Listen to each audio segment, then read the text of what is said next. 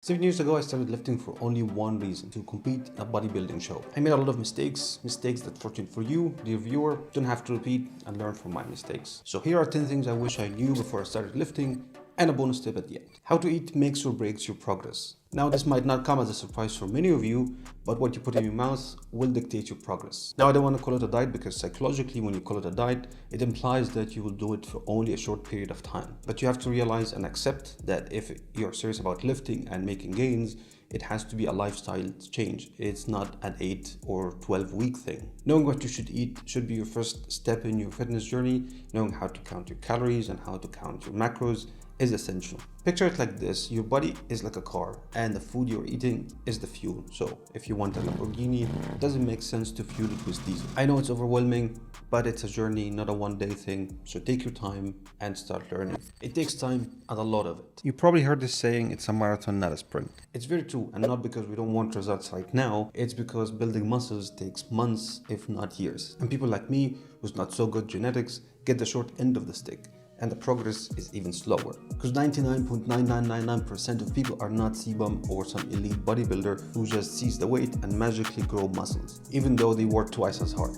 But we have to suck it up and keep showing up, especially because of the third point. Progress is not linear. In 2019, I thought in my naivety that I can compete in a bodybuilding show in 2021. But life happened and COVID happened, and the gym were closed for almost 9 months or so. And I had to stop working out for 9 months, and I lost all my gains. And then they reopened and I went back, got all my gains, but after 3 months or so, they closed yet again, and I had to stay at home for 6 more months without training, and I lost my gains again. All of this to say that life doesn't really care about your goals, and sometimes we have to just adapt and move on. It's all a factor in effort. If I didn't give it my 100% when the gym reopened in 2021, I wouldn't have gotten back half of my gains. So what really matters is discipline and hard work. Fuck motivation and this nonsense. All what matters is discipline. Discipline is key. I have a full-time job, I have a girlfriend, and somewhat of a social life, and this all takes energy from me. And to add more fuel to the fire,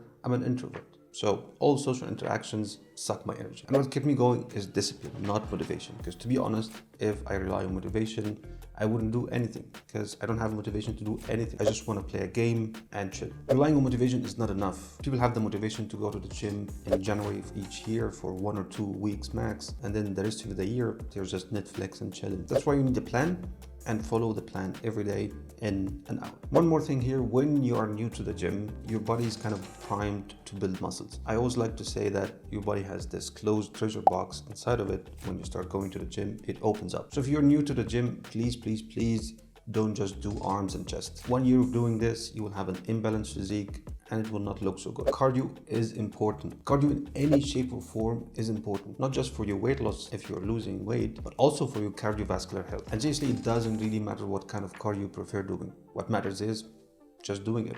In my last video, I said I prefer walking as my form of cardio, and I've been doing this for the last 3 years. It works for me. Maybe it works for you, maybe it doesn't. You have to find out what works for you. And as cheesy as the sayings go, just do it. Having six packs doesn't build muscles. Now, I'm not talking to the 0.00001% of people who can walk with sub 10% body fat all year round. Truth is, fuck being lean.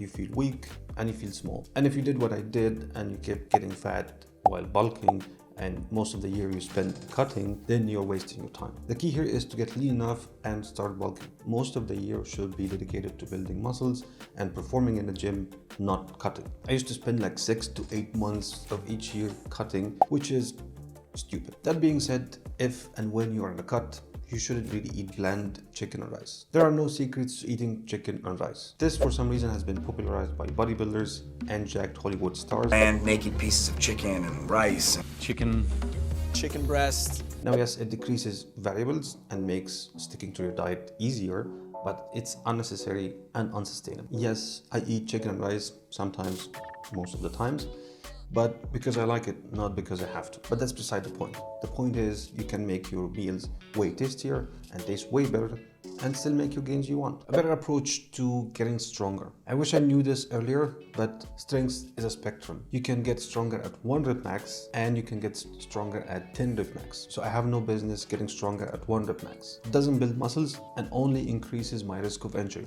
So why should I do it? Of course you can do it if you're a power lifter, but even elite power lifters, they only do it in competitions. Most of the time they train in the 3 to 6 rep range. So save your effort and your joints and try to get stronger in the 10 rep range, or even better, 15 rep range. Ego lifting is the highway to injury. Thankfully, I didn't get injured doing this shit, but many people can and will get injured doing this. I understand it's cool to lift heavy ass weights and impress all the dudes in the gym, but it's pointless and it will not help you build muscles, nor it will help you get stronger. If anything, it will make you look stupid when you can't lift the weight you just put on and have to ask for help from a girl who is 10 times stronger than you. And this is for me also. Sometimes, until now, my underdeveloped male brain and high testosterone combination kicks in and I want to go ham in the weights in the gym. You have to realize that training is hard, and the good news is it doesn't get easier, and that pain tolerance is a skill, and over time it will keep increasing and you can train harder. So don't be too hard on yourself. Eat well, sleep well,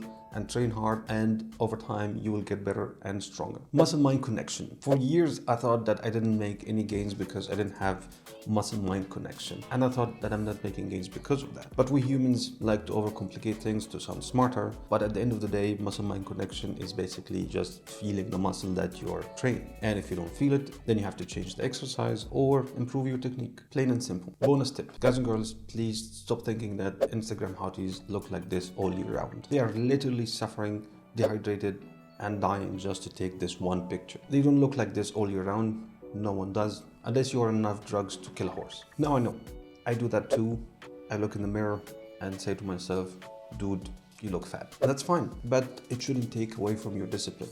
At the end of the day, we are trying to better ourselves. You should really compare yourself to others. What we do, you should keep pushing forward for yourself. And if you want to look like them, then you have to know exactly what they are going through and how they feel, and then decide for yourself if you really want this. So I believe anyone can do anything they want. Yes, genetics play a role, and yes, money plays a role as well, but you can reach the same amount of leanness and the same amount of muscles they have. But the question is it worth it?